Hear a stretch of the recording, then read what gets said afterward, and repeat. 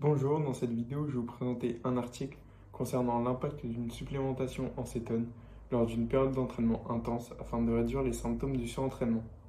Une ketone ester supplementation blunts overreaching symptoms during endurance training overload a été publiée en 2019 par Shelpoff et ses collaborateurs dans le Journal of Physiology, qui est un journal scientifique reconnu.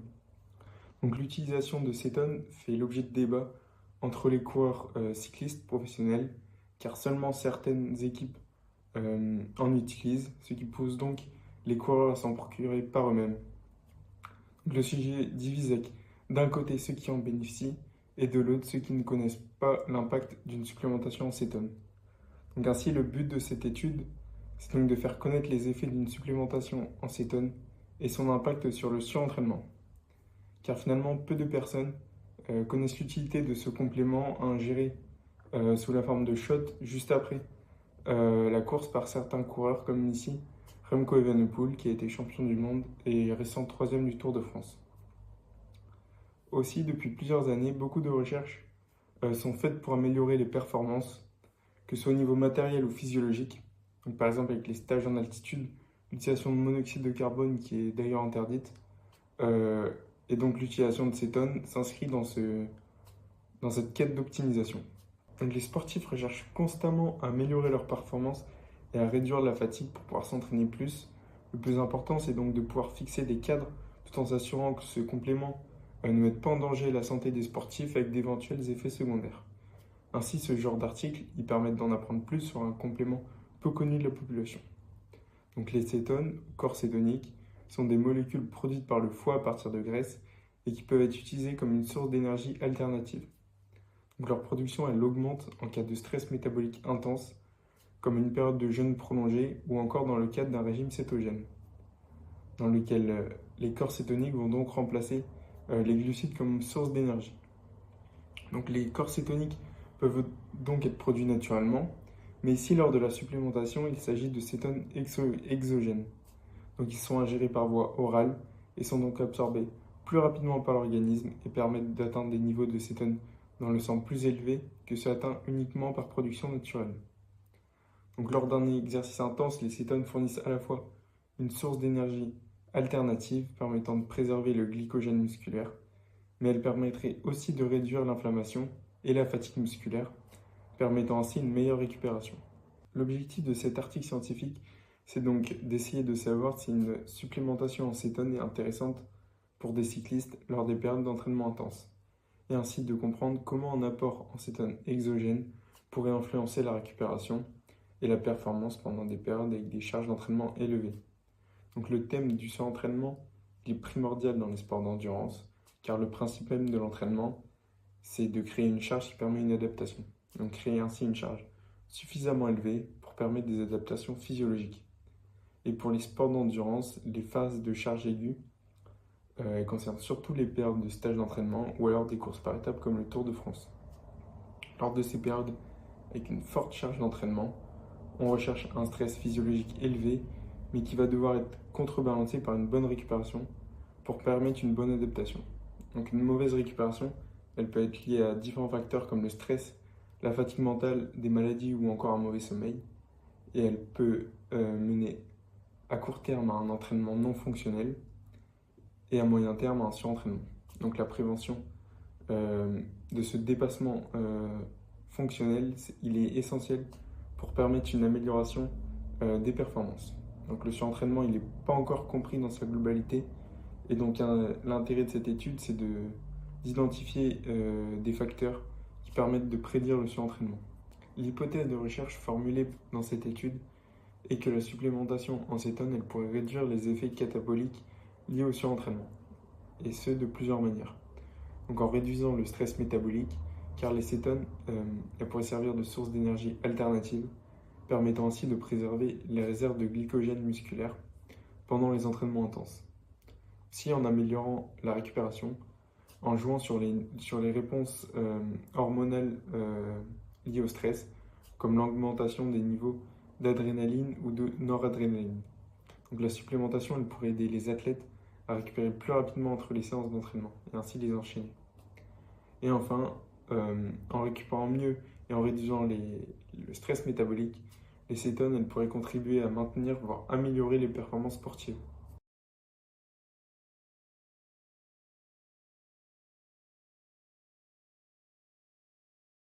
Concernant les groupes d'études, 18 participants ont été répartis dans deux groupes randomisés. D'un côté, le groupe qui recevait une complémentation en cétone après chaque séance, et de l'autre, le deuxième groupe qui recevait une boisson contrôle euh, sans cétone, afin de comparer les effets d'une supplémentation entre les deux groupes. Donc dans l'étude, beaucoup de données ont été analysées. Ils ont mesuré un grand nombre de facteurs pour essayer de trouver des différences. Donc ils ont analysé par exemple les urines, les concentrations maximales en lactate à l'effort, la fréquence cardiaque maximale et la tension artérielle, la composition corporelle et la minéralisation osseuse, les paramètres hormonaux. Et globalement, l'étude elle a permis de montrer euh, trois paramètres pour montrer principalement les effets des cétones. Donc en premier, c'est l'augmentation du facteur de croissance GDF15 chez le groupe contrôle. En deuxième, c'est l'amélioration de la capacité à maintenir une intensité élevée. Et la troisième, c'est une baisse des hormones liées au stress. Les résultats de l'étude, ils ont montré des résultats particulièrement intéressants concernant le facteur de croissance GDF15. Donc dans le groupe de contrôle, le niveau de facteur, les niveaux ils ont significativement augmenté en lien avec une charge d'entraînement élevée, alors que pour le groupe recevant une supplémentation en cétone, les niveaux sont toujours restés en dessous du groupe contrôle. Donc ils ont aussi montré que les hormones liées au stress, l'adrénaline et la noradrénaline, n'augmentaient pas pendant la nuit, ce qui peut indiquer que les participants ont pu mieux gérer le stress physique et physiologique et mieux récupérer. Aussi, leur fréquence cardiaque, elle a été stable durant le protocole, alors que pour le groupe contrôle, donc celui qui n'a pas eu de supplémentation en cétone, elle a baissé que ce soit au repos ou à l'effort. Et donc la bradycardie, c'est souvent associé au surentraînement. Donc les résultats de l'étude, ils montrent que le groupe qui a reçu la supplémentation sont capables de maintenir une intensité plus élevée que le groupe, car on remarque une augmentation de 15% de la charge d'entraînement soutenue par rapport à l'autre groupe. Justement, concernant le groupe contrôle, on remarque une baisse significative de la fréquence cardiaque au repos, comme je vous l'ai dit, et une diminution lors des efforts submaximaux et maximaux. Donc cette stabilisation de la fréquence cardiaque dans le groupe recevant des cétones, elle peut être interprétée comme un signe de meilleure récupération et d'adaptation à l'effort.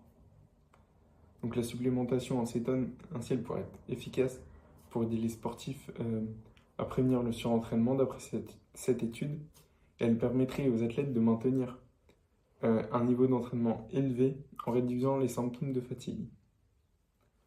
Donc ainsi, l'ingestion de cétone en parallèle d'une alimentation équilibrée, elle est a priori bénéfique pour mieux gérer les périodes d'entraînement intenses et en particulier dans les sports d'endurance. Donc aussi, cette étude elle est intéressante car elle met en avant le GDF15 comme un marqueur potentiel du surentraînement.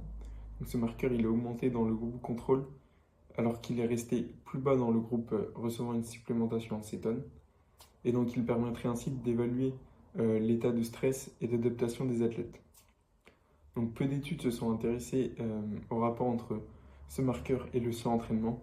Dans le cadre du surentraînement, justement, seulement une étude l'a utilisé comme un indicateur de risque et dans une étude réalisée auprès de rugbymen. Donc si le GDF15 est un indicateur sérieux du surentraînement, il sera alors possible de mettre un suivi afin d'éviter celui-ci. C'est un outil qui pourrait être utilisé en complément d'autres qui sont déjà utilisés comme la fréquence cardiaque de repos ou la variabilité de fréquence cardiaque qui présentent tous les deux plusieurs limites. Donc, pour ce qui est de l'application pratique, quand prendre des cétones, donc l'étude elle met en avant l'intérêt des cétones avant l'entraînement pour améliorer ses performances en préservant ses réserves de glycogène. Donc ainsi améliorer ses performances lors d'efforts intenses. Mais aussi après l'entraînement, car les cétones ils pourraient favoriser la récupération en réduisant la fatigue et en stabilisant les hormones de stress, ce qui permet d'enchaîner les entraînements et de mieux récupérer. Donc pour résumer, l'étude elle a montré que la supplémentation en ester de cétone elle semble être bénéfique pour améliorer la performance des athlètes et réduire le risque de surentraînement en favorisant la récupération. Mais il faudrait d'autres études pour connaître l'impact à long terme et pour s'assurer qu'il n'y ait pas d'effets secondaires néfastes, notamment au niveau du foie. Donc l'étude, elle présente tout de même certaines limites. Tout d'abord, Peter Espel, c'est le nutritionniste de l'équipe Soudal Quickstep et il fait partie des chercheurs ayant réalisé cette étude. Donc la Soudal Quickstep, c'est une équipe professionnelle de cyclisme et c'est l'une des premières équipes à avoir utilisé les cétones. Donc il bénéficie du soutien de Keton Aid, un des principaux fournisseurs en cétone. Donc cela soulève des questions de conflit d'intérêts qui ont pu avoir biaisé une partie de l'étude, d'autant que, comme on peut le voir sur le schéma, aucun consensus n'a été établi concernant l'impact des cétones sur le surentraînement. Donc l'échantillon aussi n'est pas entièrement représentatif, donc les sportifs inexpérimentés en cyclisme ont été inclus, et en cherchant à connaître l'efficacité dans le cyclisme, donc ces sportifs ils avaient sans doute des capacités de récupération différentes de par leur pratique et leur passé, ce qui peut aussi affecter leur gestion de l'effort et ça a pu biaiser l'étude. Donc il aurait été intéressant de choisir des cyclistes avec un niveau de pratique homogène, qui ont l'habitude de périodes avec une charge d'entraînement intense, élevée, comme des coureurs professionnels ou des coureurs amateurs de haut niveau. Donc cette étude, elle aurait permis d'évaluer l'impact d'une supplémentation dans des conditions d'entraînement plus représentatives et ciblées. Donc ce que j'ai pu retenir de cette étude, c'est que l'utilisation de cétone, elle peut être envisagée de manière très ciblée. Donc elle peut sembler intéressante en particulier chez les athlètes professionnels qui ont les ressources financières nécessaires, d'une part. Donc pour eux, l'investissement dans des produits pouvant améliorer les performances, ça vaut le coup, car ça peut se traduire par des résultats sportifs lors des différentes compétitions. Pour les amateurs ou les sportifs occasionnels, selon moi, c'est différent. Je ne suis pas sûr qu'une complémentation apporte un avantage significatif par rapport au coût, donc entre 30 et 90 euros le flacon. Et je pense qu'il est plus judicieux de se concentrer d'abord sur l'optimisation de l'alimentation, en veillant à maintenir par exemple un apport en protéines suffisant après l'effort et un apport en glucides suffisant pendant l'effort par exemple. Donc de plus, cette supplémentation elle nécessite un encadrement approprié car les cétones peuvent avoir des effets néfastes comme des troubles intestinaux liés à une consommation excessive. Et aussi dans les différentes études, plus de 80% ont rapporté des troubles intestinaux, donc il faut tout de même faire attention. Et je pense que pour l'instant, l'utilisation de cétone, elle peut avoir du mal à se démocratiser à l'ensemble des sportifs, car déjà les bénéfices n'ont pas été clairement montrés, et beaucoup sont réticents par rapport aussi au dopage. Donc bien que les cétones ne soient pas considérées comme du dopage, et comme des substances interdites, donc qui sont souvent assimilées. Donc leur forme exogène et leur origine, elle peut susciter des doutes et même évoquer des pratiques comme l'utilisation de l'EPO, même si le fonctionnement physiologique y reste différent. Donc si les cétones ne présentent pas d'effets secondaires néfastes, ils peuvent être intéressants lors de périodes d'entraînement intenses pour tous les effets qui ont été décrits dans cet article.